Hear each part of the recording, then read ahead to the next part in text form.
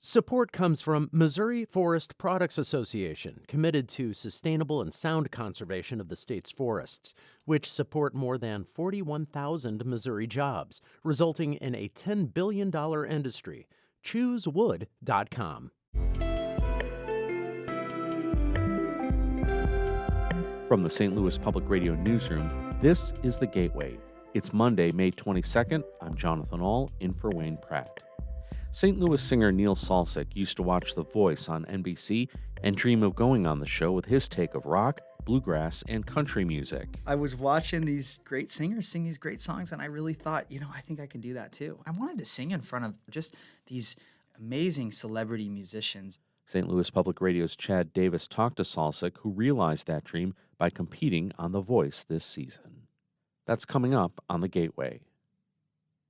Critics of Missouri's regional haze plan say it doesn't do enough to reduce the pollution that causes haze. St. Louis Public Radio's Eric Schmid reports they want the federal government to step in and implement its own plan.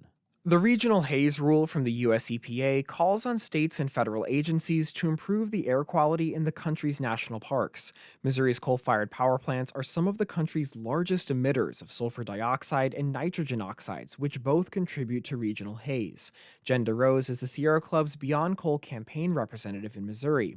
She says reducing haze is not just about the air quality in national parks. It's also a problem because the same pollution that causes haze causes all sorts of health issues, exacerbating health conditions that have to do with respiratory illnesses like asthma. State regulators say their plan will make reductions in regional haze by requiring coal plants to use the emission control equipment they already have.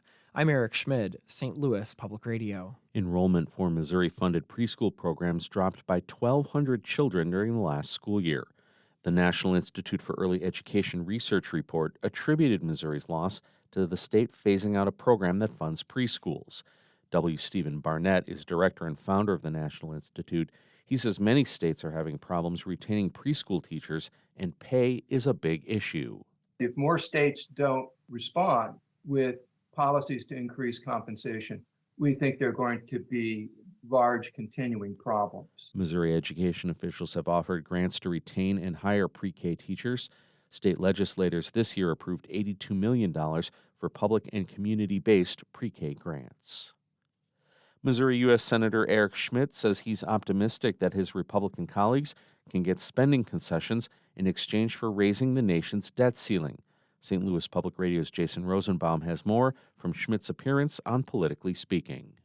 Schmidt was one of numerous GOP senators who opposed raising the debt ceiling without a major overhaul of federal spending priorities. Democrats, including President Joe Biden, have opposed that approach and have chided Republicans for potentially putting the country on the brink of default.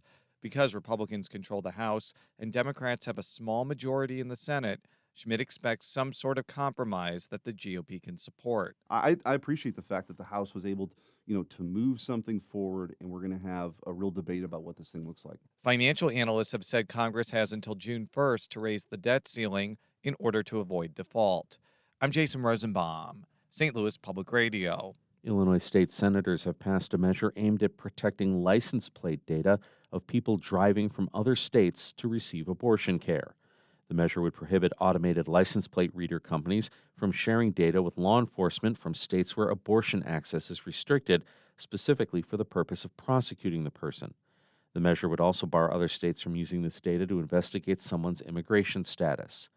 Democratic Senator Sarah Feigenholtz says there's not enough data privacy protections as license plate readers become more widely used. Right now, we are reading stories about women and persons being stalked at healthcare centers, at protests, and at immigration clinics. The measure needs a final vote from the House before proceeding to the governor.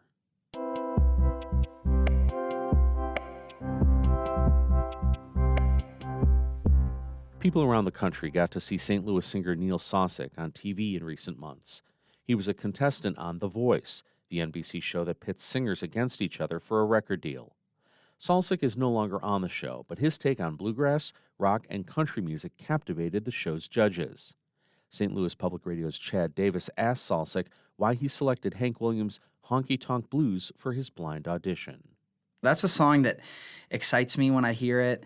I love taking an old scratchy recording, feeling that excitement in it, and then showing people in 2023 how hip it is and how cool it is. When I sing it, that's my goal. Well, I went to a dance and wore out my shoes. Woke up this morning wishing I could lose them jumping honky-tonk blues. Why did you audition for it? I was watching these great singers sing these great songs, and I really thought, I think I can do that too. And I wanted to sing in front of people like John Legend or Kelly Clarkson or just these amazing celebrity musicians. There was a point of the season where you sang Taking It to the Streets by the Doobie Brothers. It was actually the Doobie Brothers' first single. Michael McDonald, a St. Louis native, on vocals. Take this message to my brother. You will find him. When you sang that song, you were pitted against Grace West, who was another singer this season. Your coach at the time, Blake Shelton, chose Grace West over you.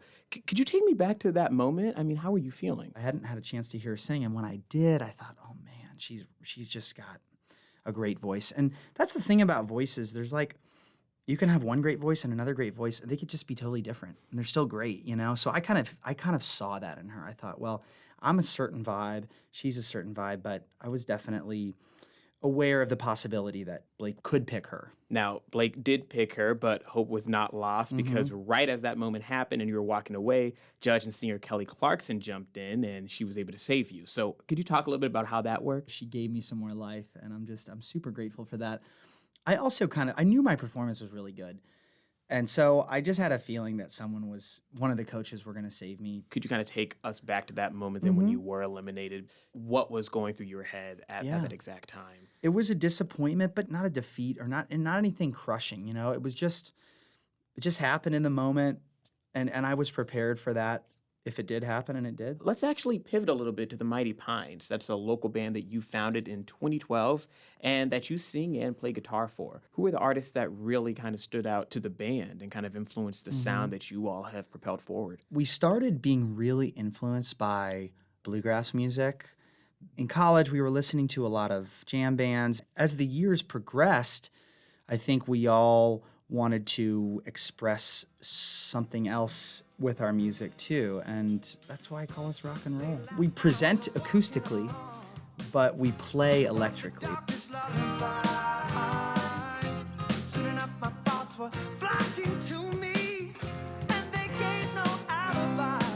That St. Louis-based band, the Mighty Pines, with Late Last Night, the title track off their 2020 album. So compared to your 2017 album, this music, at least to me, sounds a little bit more upbeat. I wanted to know if that's accurate and what went into putting together your most recent album. It's certainly, upbeat. It's a lot more than that, too. It's just more us. It's more diverse, that's for sure, in our sounds. But it does still come together as a cohesive album. What do you want people to take away from your time on The Voice and your music career so far? I want people to be proud of St. Louis. That was the most meaningful part of this experience for me, and one of the most surprising. I want people to feel excited about what's happening right now and what is going to happen. But there's something happening right now, like embers of a fire or something, that is just you can watch it and you just know something's about to catch flame. I can really feel that. So I think it's going to be a really exciting couple years in St. Louis for music. That was singer Neil Salsich speaking with St. Louis Public Radio's Chad Davis. Our David Cazares edited that report. The news director of St. Louis Public Radio is Ashley Lisenby. Music by Ryan McNeely of Adult Fur. We are a member-supported service of the University of Missouri, St. Louis. I'm Jonathan Ahl, in for Wayne Pratt, and from the St. Louis Public Radio newsroom, this has been The Gateway. Support comes from Missouri Forest Products Association, committed to sustainable and sound conservation of the state's forests, which support more than 41,000 Missouri jobs, resulting in a $10 billion industry. ChooseWood.com.